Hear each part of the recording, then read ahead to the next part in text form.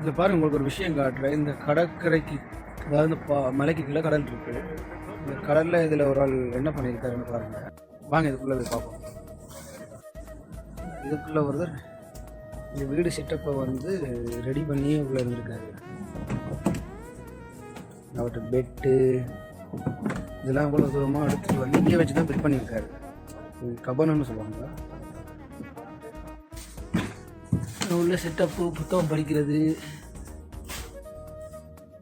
விட்டு விட்டாக கொண்டு வந்து ரெடி பண்ணியிருக்காரு.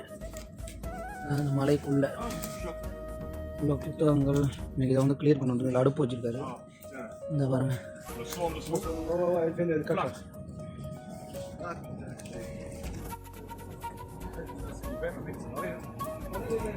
இந்த கடல் தெரியுது பாருங்க.